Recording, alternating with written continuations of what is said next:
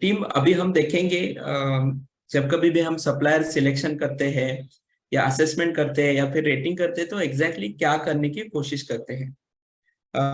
Definition हमने देखी supplier क्या होता है, कौन से प्रकार का उसका कंट्रोल लाने की हम कोशिश करते हैं, control as in a positive sense. तो अगर मैं ब्रॉडली देखूं ये तीन प्रोसेसेस जो मुझे दिखाई दे रहे हैं, सप्लायर सिलेक्शन, सप्लायर इवेल्युएशन और सप्लायर रेटिंग, तो एक एक करके अगर हम देखेंगे कि इसका सिग्निफिकेंस क्या है और फोकस क्या होना चाहिए। तो देखिए supplier selection, what is the significance और objective, I say selecting appropriate vendor based on our requirement. जो हमारी रिक्वायरमेंट है वो फुलफिल करने के लिए जो कुछ भी करेक्ट या फिर अप्रोप्रिएट सप्लायर है उसको हमको सिलेक्ट करना है। तो यहाँ पे हमारा फोकस क्या होना चाहिए, यहाँ पे हमारा फोकस होना चाहिए कि जो हमारे रिक्वायरमेंट्स है उसको, जो कुछ भी हमारे टेक्निकल रिक्वायरमेंट्स है वो फुलफिल कर पाएगा क्या हमारा सप्लायर, उसके पास वो कैपेसिटी है क्या, वो कैपेबिलिटी है क्या। तो एक होगा जो बेसिक है, which talks about the capacity and capability, और उसका सेकेंडरी पैरामीटर्स होगा कि वो अगर कैपेबिलिटी उसके पास है तो वो कौन से सिस्टम्स फॉलो करता है, क्या उसका मैनेजमेंट टेक्निक्स है। That will also be a part of selection, right. So supplier selection का मेन ऑब्जेक्टिव क्या है, जब कभी भी मुझे पता चलता है कि मेरा सप्लायर एक मेरी रिक्वायरमेंट है वो फुलफिल कर सकता है, उसके साथ उसके पास कुछ नेसेसरी मैनेजमेंट प्रोसेसेस है, सिस्टम्स है, जिससे मैं इंश्योर रहूंगा कि फ्यूचर में जाके वो सही तरीके से मुझे सप्लाई कर पाए। तो समझ लीजिए अभी सप्लायर सिलेक्शन हो गया, now it comes to the supplier evaluation, right, जिसको हम बहुत बार कहते हैं कि सप्लायर ऑडिट करना है। So supplier audit is one of the means of doing a supplier evaluation. तो यहाँ पे भी हम क्या देखने वाले हैं कि सप्लायर इवेल्युएशन का मेन सिग्निफिकेंस या फिर ऑब्जेक्टिव है improvement of the supplier, right. जैसे कि ऑडिट को हम निगेटिव टर्म्स में बहुत बार देखते हैं कि हमको जाके उसके प्रॉब्लम्स आइडेंटिफाई करने हैं। तो I will say it is not about problem identification but it is more about supplier improvement. So focus should be how can supplier be upgraded to a next level? What are the existing issues supplier need to work upon, right? So supplier evaluation में हम क्या करने वाले, हम देखने वाले कि supplier को existing स्टेज से नेक्स्ट स्टेज तक हम कैसे ले जा सकते हैं। और लास्ट पार्ट आता है सप्लायर रेटिंग। सो सप्लायर रेटिंग क्या है, सप्लायर रेटिंग ये फीडबैक है सप्लायर को ऑन अ कंटिन्यूअस बेसिस कि आपका अभी का परफॉर्मेंस कैसे चल रहा है against the requirements, right. So supplier rating जैसे कि हम बहुत बार देखते हैं कि क्वालिटी रेटिंग कैसा है, डिलीवरी रेटिंग कैसा है। So it is all about what, it is all about कि सप्लायर का अभी का परफॉर्मेंस कैसे चल रहा है और हम उसको किस तरह के तरीके से वो कम्युनिकेट कर रहे हैं। तो अभी वन बाय वन देखेंगे कि एग्जैक्टली सप्लायर सिलेक्शन में क्या होता है, इवेल्युएशन में क्या होता है और रेटिंग में क्या होता है। तो जैसे कि मैंने बात की supplier selection, factors on which suppliers are selected. देखिए ये जो मैंने कुछ फैक्टर्स यहाँ पे दिए गए हैं, not necessary for every supplier that is applicable, but more or less I have combined few general aspect जिसके बेसिस पे हम सप्लायर को सिलेक्ट करते हैं। लेकिन एक चीज हमको ध्यान में रखनी है, before going to this a mandatory thing is कि उसके पास कैपेसिटी है, कैपेबिलिटी है जो हमारी बेसिक रिक्वायरमेंट है वो करने की। जैसे कि मुझे कोई ऑपरेशन है, क्रिटिकल ऑपरेशन है, उसमें वीएमसी की जरूरत है, तो मेरे सप्लायर के पास वीएमसी है ना, ये तो बहुत बेसिक सिलेक्शन है, बेसिक क्राइटेरिया है। सिमिलरली मुझे बहुत जरूरी है कि मेरे सप्लायर ने जीएसटी भरना चाहिए अकाउंट से, तो वो उसके पास जीएसटी नंबर है ना। तो ये बेसिक क्राइटेरिया है जो सप्लायर को ऑब्वियसली थ्रू करने पड़ते हैं, और उसके बाद में उसके देखता हूं कि मेरे सप्लायर के पास ये पैरामीटर्स, ये फैक्टर में से कौन से फैक्टर्स अवेलेबल है जो शायद मेरे डिलीवरी के लिए मैटर करने वाले। तो कौन से फैक्टर है, again it is after pre check. तो कौन से फैक्टर हो सकते हैं, क्या मैनेजमेंट प्रैक्टिसेस वो फॉलो करते हैं, क्वालिटी कंट्रोल सिस्टम क्या है, प्रोसेस कंट्रोल कैसे होता है, उनका स्टोरेज कैसे है, रिजेक्शन आता है तो रिजेक्शन कंट्रोल सिस्टम कैसे है, उनका खुद का प्रोडक्शन प्लानिंग और कंट्रोल कैसे होता है, फिनिश गुड क्वालिटी में क्या आप मेजर करते हो, कैसे मेजर करते हो, कंट्रोल और नॉन नॉन कंप्लायंट प्रोडक्ट्स में कैसे है, सेफ्टी प्रैक्टिसेस क्या है, 5S प्रैक्टिसेस क्या है, वो भी आगे जाके किसी सप्लायर को काम देते हैं क्या, तो उनका कंट्रोल कैसा है, जिसको बोलते हैं सब सप्लायर कंट्रोल। क्या ट्रेनिंग मेथोडोलॉजी आप फॉलो करते हो आपकी टीम को एनहांस करने के लिए, बेटर करने के लिए। और कुछ शायद फाइनेंशियल्स हो सकते हैं जिसमें बैलेंस शीट या फिर लास्ट 3 साल का अकाउंट बैलेंस, मतलब प्रॉफिट एंड लॉस अकाउंट और something, based upon which it will basically guide you whether the current supplier is having a good financial position or not, right? So सबसे पहले हम देख रहे हैं कि टेक्निकल कैपेबिलिटीज कंप्लीट हो तो हम जाके ये फैक्टर्स देखने वाले हैं। अभी इस फैक्टर में भी अगर हम देखोगे तो ये बहुत ब्रॉड लेवल पे मैंने टॉपिक मेंशन किया है, मैनेजमेंट प्रैक्टिस, क्वालिटी कंट्रोल। सो उसके भी कुछ सब पॉइंट हो सकते हैं जो यहाँ पे हम डिस्कस करने की अभी कोशिश करेंगे। Again it is just an guideline, it is not necessary कि ये दिखाया है तो हम सबको यही पॉइंट आना चाहिए। मोर और लेस इसमें से बहुत ज्यादा पॉइंट एप्लीकेबल भी होते हैं, कुछ चीजें हैं जो एप्लीकेबल नहीं होंगे बेस्ड अपॉन द एप्लीकेशन। तो मैनेजमेंट में क्या क्या हम देखना चाहेंगे, तो मैनेजमेंट में देखेंगे कि ऑर्गेनाइजेशन चार्ट बेसिकली अवेलेबल है क्या नहीं। ये क्यों मायने करता है, ये मायने करता है कि ये किसी सिंगल पर्सन ड्राइव कर रहा है या फिर एक स्ट्रक्चर्ड ऑर्गेनाइजेशन है। मतलब वो अगर आदमी छोड़ के चला गया या कुछ हो गया तो still my product is not getting affected by that factor. Role और रिस्पॉन्सिबिलिटी ऑर्गेनाइजेशन में डिफाइन है क्या, विजन क्वालिटी पॉलिसी डिफाइन है क्या, सर्टिफिकेट्स है क्या, ISO TS या फिर EMS उस ऑर्गेनाइजेशन के साथ है क्या। बहुत बार मुझे ये भी सवाल पूछते हैं कि अगर ISO सर्टिफिकेट है तो आगे की चीजें देखने की क्या जरूरत है। बट द पॉइंट इज कि ISO सर्टिफिकेट आजकल के जमाने में हमारा कॉन्फिडेंस उतना नहीं है कि कोई कंपनी अगर ISO पोजेस कर रही है तो does that follow the system or not, right. So with respect to management this can be the evaluation criteria. और इसमें शायद मैं किसी वैल्यू नहीं देख रहा हूं, जैसे कि ऑर्गेनाइजेशन चार्ट अवेलेबल है तो प्रोबेबली यस और नो में आंसर आने वाला है। तो जब कभी भी मैं सिलेक्शन कर रहा हूं मेरे सप्लायर का, तो शायद मैं उसके ऊपर ज्यादा ध्यान नहीं दूंगा कि उसका वैल्यू कितना आ रहा है। मेरा ज्यादा से ज्यादा ध्यान होगा कि सिस्टम ड्रिवन मेरा सप्लायर है या नहीं। इवेल्युएशन में मैं जब जाता हूं तब ज्यादा क्वांटिफाइबल डेटा पे फोकस करता हूं, because it gives me a data feedback so that my supplier can improve. चलिए नेक्स्ट क्राइटेरिया पे जाता है, इनकमिंग QC।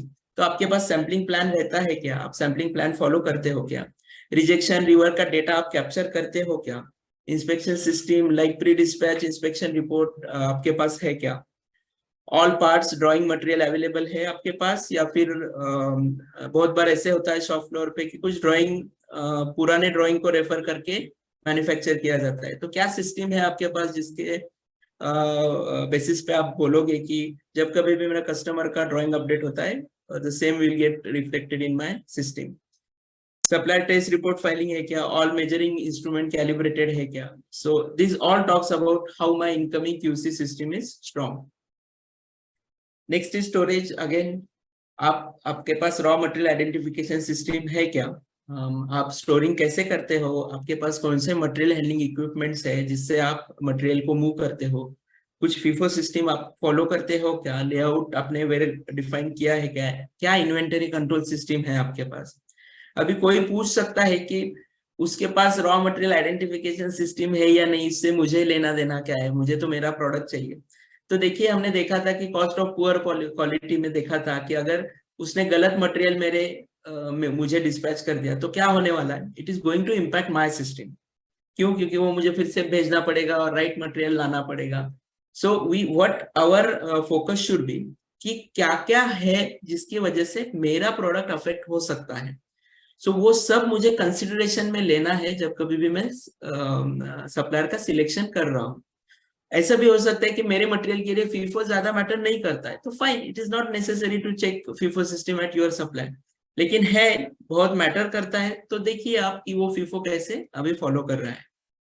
इन प्रोसेस रिजेक्शन, जैसे कि कस्टमर कंप्लेंट हैंडलिंग मैकेनिज्म क्या है, in process rejection as in overall rejection of that particular supplier. आप RCA कैसे करते हो, कौन सा टूल आप कन्वर्सेंट हो, आपकी टीम यूज करती है क्या, fish bone techniques, spelling mistake है यहाँ पे, फिश बोन चाहिए हो, फिश बोन वाइवा एनालिसिस, ऐसे कोई टेक्निक आप यूज करते हो क्या।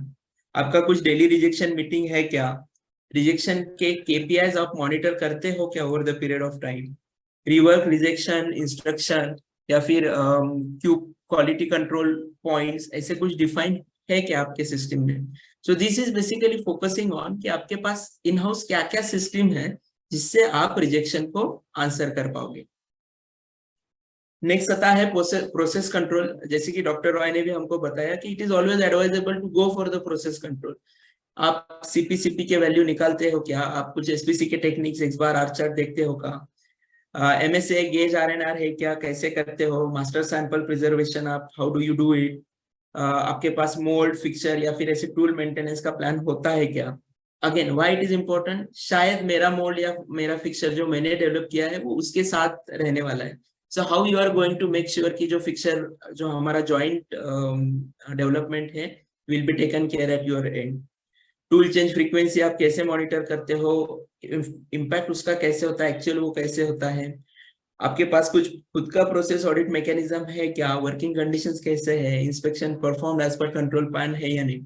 सो all of this basically talks about process control मेरे सप्लायर के पास कैसे होता है। अगर ये होता है ठीक से, जैसे कि मैं बोलता हूँ कि yes he calculate the CPCP के वैल्यू रेगुलरली, तो इसका फायदा मुझे क्या होगा? जब मैं इवेल्युएशन कर रहा हूँ तो मुझे ये पता चल रहा है कि मेरे प्रोसेस जो मेरा प्रोडक्ट है जो मेरे सप्लायर के यहाँ डेवलप हो रहा है उसका CPCP के वैल्यू क्या है। वो अगर अच्छा है 1.6 के अबव है तो what I am going to do, probably मेरा इंस्पेक्शन में उसका इम्पैक्ट आएगा। मैं शायद सैंपल इंस्पेक्शन कैसे करूंगा, tight normal, all of those impacts get measured over here. उसके बाद आता है PPC। Again production planning control बहुत इंपॉर्टेंट है। क्यों? बहुत बार ऐसे होता है कि डिलीवरीज में बहुत प्रॉब्लम आता है एंड देन यू अंडरस्टैंड कि वहां पे एक ही बंदा है वो जो क्वालिटी भी देखता है, PPC भी देखता है, सब वही करता है। प्रैक्टिकल प्रॉब्लम्स आते हैं लेकिन उनका खुद का कुछ सिस्टम है क्या जिससे वी विल बी एश्योर्ड कि मेरे जो प्रोडक्ट है उसमें डिलीवरी का इम्पैक्ट नहीं आएगा।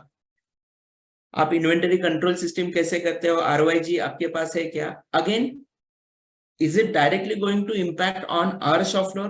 प्रोबेबली नहीं, लेकिन अगर मुझे कॉस्ट इम्पैक्ट उससे चाहिए तो उसका खुद का भी ऑपरेशन एक इफेक्टिव तरीके से होना चाहिए जिसकी वजह से वो खुद का कॉस्ट रिड्यूस कर सकता है and then that can be transferred to us.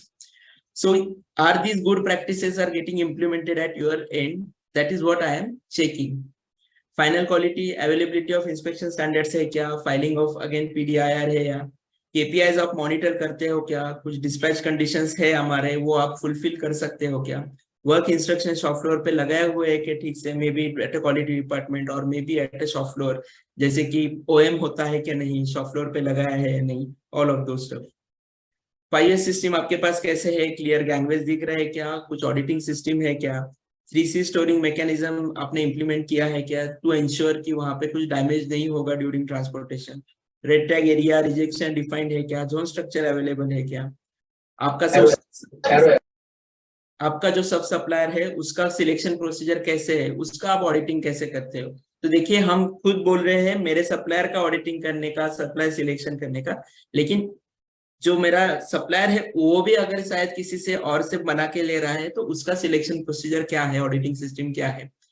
Training, आप ट्रेनिंग देते हो क्या? कुछ ट्रेनिंग कैलेंडर आपने बुक किया है क्या? कैसे आप रिकॉर्ड रखते हो? क्या स्किल मैट्रिक्स है? जैसे कि अभी हमने देखा कि ऐसे क्रिटिकल प्रोसेस है और उधर जो बंदा काम कर रहा है उसके पास वो स्किल है क्या नहीं जो मेरे प्रोडक्ट के लिए बहुत नेसेसरी है।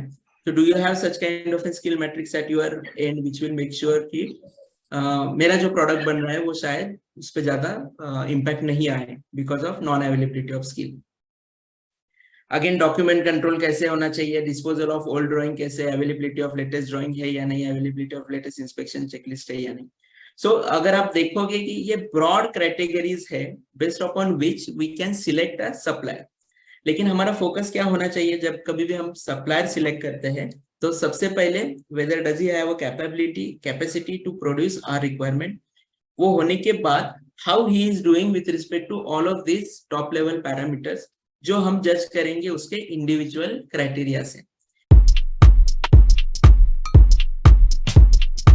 यहाँ पे हमको ज्यादा से ज्यादा देखना है कि सिस्टम ओरिएंटेड अप्रोच मेरा सप्लायर अडॉप्ट कर रहा है या नहीं, right?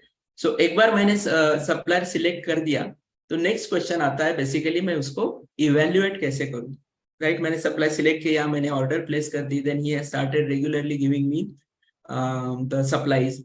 Now the question occurs कि उसका इवेल्युएशन पीरियोडिकली होना चाहिए क्या?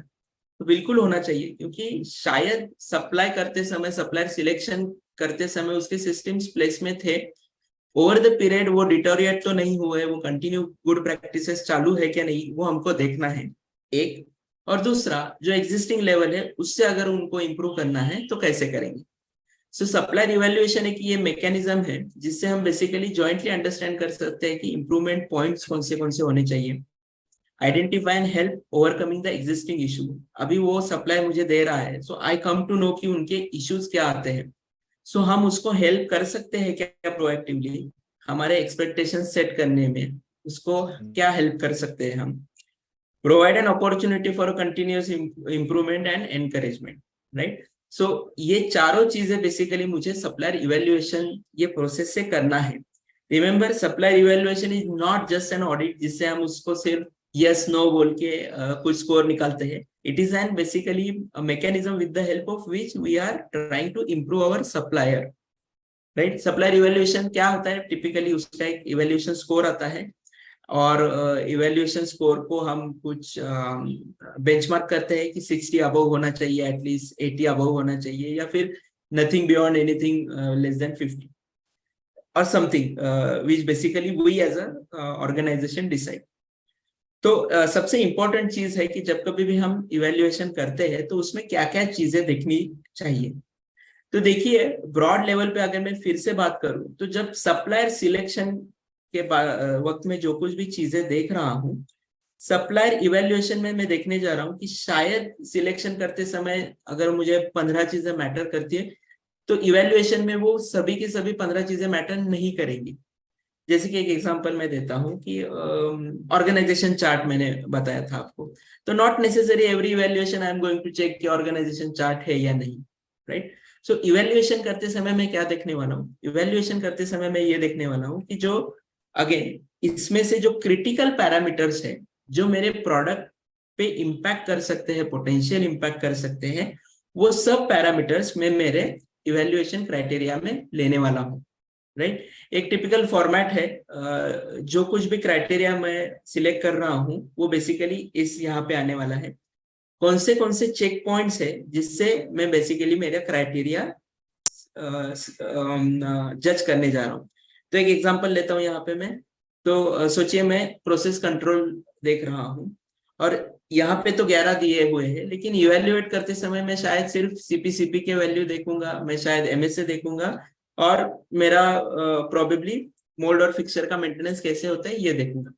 सो all of this parameters will basically come over here, check points क्या है, और उसके अगेंस्ट मेरा स्कोर आने वाला है, राइट? तो यहाँ पे इवेल्युएशन में आप अगर देखोगे तो it is going to be a more quantified data. जैसे कि सीपीसीपी के वैल्यू अगर x हो तो मेरा स्कोर 2 आने वाला है, मतलब इट इज एट पार हो तो 2 आएगा। If it is less than से 1.6 और whatever benchmark we have, then my score will be 1। If it is still less than my score will be 0। तो करंट स्टेटस क्या है? Evaluation करते समय होने के बाद मैंने क्या एक्शन लेने की सोची है, and who is responsible and what is the target date. तो यहाँ पे ये बात कर रहा है कि how we are going to improve my supplier. It is not only about finding क्या करंट स्कोर है, इट इज ऑल्सो अबाउट कि आप क्या एक्शन उसको प्रपोज कर रहे हो, क्या हेल्प उसको प्रपोज कर रहे हो जिसकी वजह से उसका स्कोर बढ़ने वाला है, right? So every evaluation will be backed up with this action to be taken if it is not as per the expectation। ठीक है, बहुत बार मैं ऐसे देखता हूँ इवेल्युएशन जब होता है तो एक्शन टू बी टेकन हम फोर्स करते हैं सप्लायर को, चलो अभी मुझे ये वैल्यू से रिजेक्शन का वैल्यू 1000 पीपीएम है, हमारा टारगेट 500 पीपीएम है, तो नेक्स्ट टाइम से मुझे 500 पीपीएम होना चाहिए, right? Again then that will be merely an audit कि 500 चाहिए था, आपका अभी 1000 है तो अभी 500 करके दीजिए, ये टारगेट डेट XYZ है। So that will not help to the supplier। वो अभी 1000 दे पा रहा है क्योंकि वो 500 प्रोड्यूस नहीं कर पा रहा है, उसको कुछ लिमिटेशन है। So we need to help him कि वो 500 तक कैसे जाए। ये इवेल्युएशन फॉर्मेट का टॉप है कि कौन सप्लायर है, उसका एड्रेस क्या है, इवेल्युएशन डेट, किसने इवेल्युएशन किया, नेक्स्ट इवेल्युएशन कब होगा, और सप्लायर का रिप्रेजेंटेटिव क्या है। टिपिकली हम सजेस्ट करते हैं कि एटलीस्ट क्वार्टर में एक बार या फिर 6 मंथली तो इवेल्युएशन होना चाहिए, so that it will have a continuation in the process. The important thing है कि जो टारगेट डेट हम ले रहे हैं, उस टारगेट डेट को हम अलग से ट्रैक करने वाले हैं। इट इज नॉट कि या एक इवेल्युएशन हो गया और जब अभी एक क्वार्टर के बाद नेक्स्ट इवेल्युएशन आएगा तब जाके मैं टारगेट डेट देखूंगा कि क्या हुआ है। सो ये रिपोर्ट इवेल्युएशन होने के बाद एक रिपोर्ट आना चाहिए कि नेक्स्ट क्वार्टर में क्या क्या चीजें कौन सी टारगेट डेट तक होने वाली है, उसमें क्या रिस्पॉन्सिबिलिटी किसकी है, and then it will basically progress. It will not wait till the next evaluation to happen, correct. So मेरे सप्लायर सिलेक्ट हो गया, then I have evaluated the supplier based upon some of the criteria which I have selected, probably from this list only. उसका मैंने current status map किया, वो देखा कि क्या क्या एक्शन आना चाहिए और कैसे वो इम्प्रूव उसमें करने वाला है। The next part is basically supplier rating.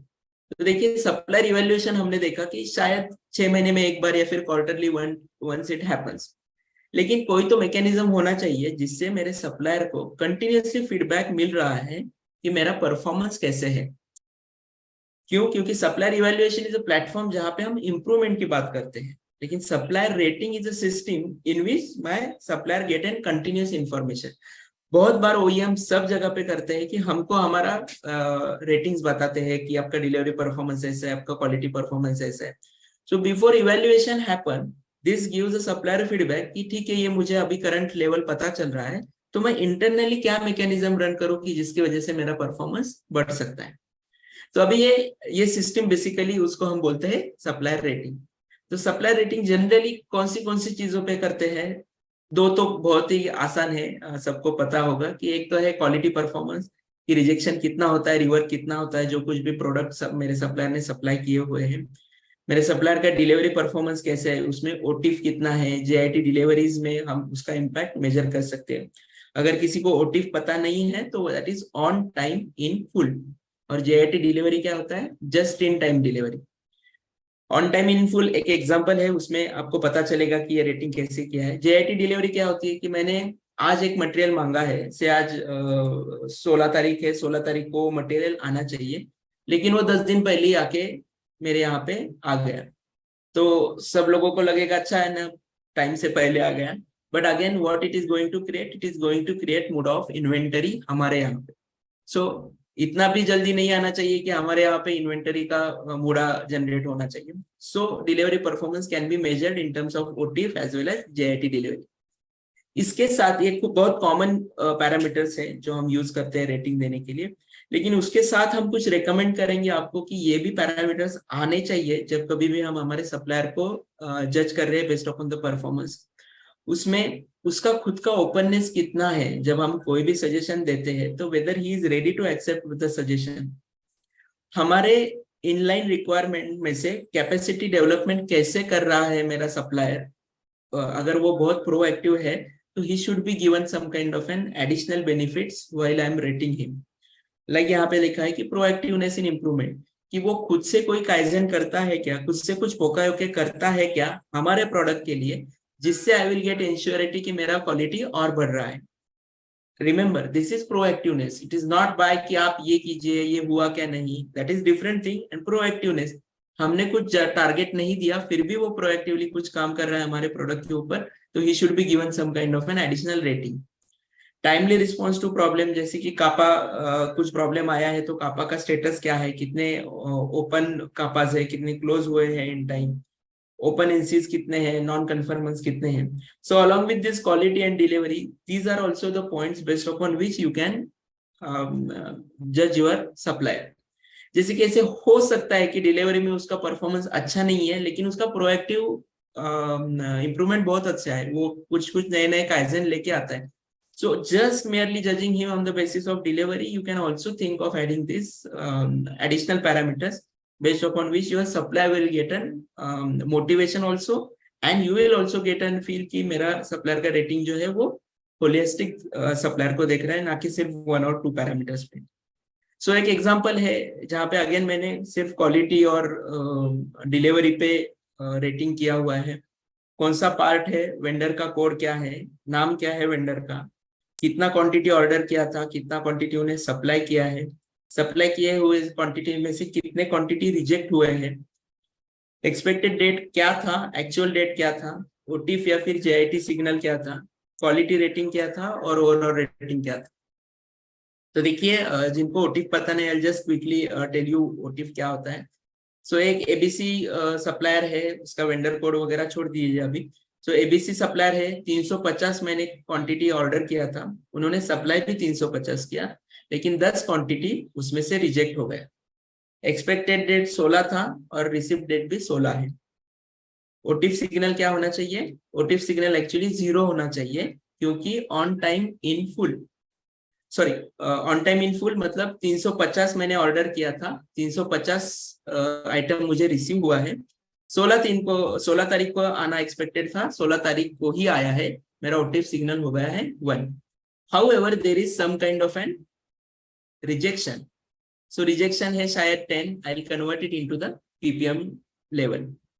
अब एक दूसरा एग्जांपल लेंगे, 250 का ऑर्डर किया था मैंने, सप्लाई 240 का ही हुआ है, 5 रिजेक्ट हुए, 16 तारीख को आना चाहिए था, 16 तारीख को ही आया है, लेकिन कम क्वांटिटी में आया है, तो my OTIF signal will be 0। Let's take another example, 300 मैंने ऑर्डर किया था, 300 ही आया है, 15 तारीख को आना चाहिए था, लेकिन वो 16 तारीख को आया है। सो क्या हुआ है, एक दिन का डिले हो गया, again my OTIF signal is 0। यहाँ पे 200 आना चाहिए था, 190 आया है, 15 तारीख को आना चाहिए था, 16 तारीख को आया है, क्वांटिटी भी मिस हो गया, डेट भी मिस हो गया, my OTIF signal again will be 0। ये एक केस है जिसमें 550 आना चाहिए था, 550 ही आया, 25 तारीख को आना चाहिए था, लेकिन बहुत पहले आया 16 तारीख को, so my JIT signal will probably be 0, क्योंकि बहुत जल्दी आया। सो बेस्ड अपॉन दिस, जब कभी भी मैं महीने के एंड में एबीसी को फिल्टर लगाऊंगा, उनके सब ओटिफ को मैं कैलकुलेट करूंगा, and how many incidences are there, अगर 50 बार उन्होंने सप्लाई किया है और 45 टाइम्स उनका ओटिफ सिग्नल 1 आया है, तो आई विल से आपका डिलीवरी परफॉर्मेंस 90% है। और आपका ppm performance what ever is the average value, you can have a target, based upon that you can decide उसका परसेंटेज कितना है, and by clubbing both of this score you can arrive at a final score. But I will prefer not to arrive at a final score. It is always better to communicate to your supplier कि हर एक category में उसका performance कैसा है, so that for him it is better for a improvement. ऐसे हो सकता है कि 5 कैटेगरीज हमने सिलेक्ट किए हैं, 4 में अच्छा परफॉर्मेंस है, एक में परफॉर्मेंस बहुत कम है, लेकिन हमने वेटेड एवरेज लिया है तो शायद ओवरऑल स्कोर अच्छा दिख रहा है, तो that is of no use. So I will always suggest कि जितना भी आप क्राइटेरिया डिफाइन करते हो, शेयर करते समय हर एक क्राइटेरिया के अगेंस्ट अपने सप्लायर को स्कोर शेयर कीजिए, so that he will get an clear idea कि मुझे कहाँ पे इंप्रूव करना है। Then at a top level, if I see both of these things, both of 3 things are basically a mechanism to improve my supplier. जैसे कि selection का कुछ आउटपुट है जो इवेल्युएशन के इनपुट को जाता है, कि मेरे जो इवेल्युएशन क्राइटेरिया है वो क्या होने चाहिए, क्योंकि सिलेक्ट करते समय मुझे पता चला है कि मेरे सप्लायर का कैपेबिलिटी कैपेसिटी क्या है with respect to those term. At the same time जो रेटिंग आ रहा है वो भी फीडबैक जाना चाहिए इवेल्युएशन के समय, कि मैं उसको इम्प्रूव कैसे करूं, right. So evaluation is probably at the center stage, which basically tries to focus on the improvement of the supplier rather than just an audit. So remember, it is not an auditing mechanism, it is an improvement mechanism with the help of which we want to ensure कि जो हमारा co-maker है, co-producer है, he will be at par with the requirement of ours in my entire supply chain. So if you have any question, please ask. अगर कुछ question हो इस section में, और else I'll shift it over to doctor. अगर कुछ question है तो प्लीज पूछिए। हेलो, यस हाँ sir, again Ankush from Accurate. हाँ Ankush sir, I have one question. Suppose we select some one vendor, X vendor, we raise the purchase order to that vendor on the basis of cost breakup and final quotation received from supplier. After receiving material and assembly, we hand over this project to our customer for third party inspection. And customer demands so many reports, material TC, some testing reports for powder coating, their scratch resistance, bending test, number of reports is there. But at the time of receiving order from customer, no any demand because so many cost is there. Hmm. So where we can link this point with during raising the PO to vendor supplier or during receiving the order from customer. See, I will correlate that with the very first stage, which is basically जब हम requirement share करते हैं हमारे supplier के साथ, right? So हमारा customer क्या देखने वाला है, ये अगर हमको पता है first stage में, मैं ऐसे assume कर रहा हूँ कि पता है, that has to be very explicitly communicated to my supplier कि ये चीजें हैं जो मेरा customer मांग रहा है. तो probably we need to ensure कि जब कभी भी आप deliver करोगे, तो you will deliver with respect to these parameters. दूसरी चीज हो सकती है कि जो कुछ भी हमारा कस्टमर मांग रहा है वो इतना ज्यादा है कि शायद मेरे सप्लायर को वो पॉसिबल नहीं है. Then in the first hand itself, before raising PO, I'll recommend you to talk to your customer that this is a practical problem in my current system right now. कि जो मेरे supplier है वो ये जो 3-4 जो कुछ भी मैंने प्राइमरी सिलेक्ट किए थे, none of them basically possess this kind of a certificate that has to be submitted. तो आप मुझे बताइए कि इसके ऊपर हम कैसे ओवरकम करेंगे.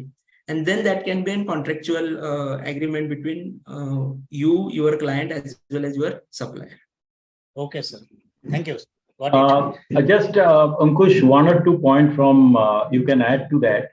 That suppose आप इसको एड्रेस नहीं कर पाते हो, आपका सप्लायर एड्रेस नहीं कर पाते हो, ऐसा कई सारे रिक्वायरमेंट्स है. पहले तो वो पॉइंट बहुत क्रिटिकल है. उनका ने जो बोला कि प्रोएक्टिवली लिस्ट डाउन करो कस्टमर को क्या रिक्वायरमेंट है और आपका कस्टमर के आपका सप्लायर के साथ आप बैठिए तो उनमें से कितने पॉइंट्स सप्लायर मीट कर सकता है आप देखिए, इवैल्यूएट कीजिए. और बाकी पॉइंट जो मीट नहीं कर सकता है, can you help the supplier to really come up with a solution to that. आपके अगर वो फैसिलिटी नहीं है, can you at the time of product development at the place of supplier involve a third party or at the lab to really come out with those requirement. और उसमें कुछ cost consideration escalation होता है, you can share it with customer के these are the points which can be included in the costing. So and अगर ये सब करने के बाद there are 1 or 2 issues which you cannot really find out any solution, for that you can get back to your customer. Okay, sir. Okay, sir. Thank you. Thank you. एक point I think I can add to whatever you discussed, Onkar, is that जो भी supplier का initial selection है और later on जो भी upgradation point है, उसमें मैं request करूंगा आप लोगों को कि आप लोग Carnot मॉडल अप्लाई कीजिए, जिसका 3 important categorization है. पहला है कि बेसिक फीचर, मतलब बेसिक फीचर आपको याद होगा कि ये वो क्राइटेरिया है जहां पर जितना भी आप इंप्रूव करो कस्टमर सेटिस्फाइड नहीं होते हैं, लेकिन अगर आप मीट ना करो तो बिल्कुल कस्टमर आपको रिजेक्ट कर देगा. तो ऐसा कुछ पॉइंट्स है, जैसे माने कि कैपेसिटी नहीं है, तो उस केस में you cannot select the supplier unless he agrees to invest on that in a definite time period.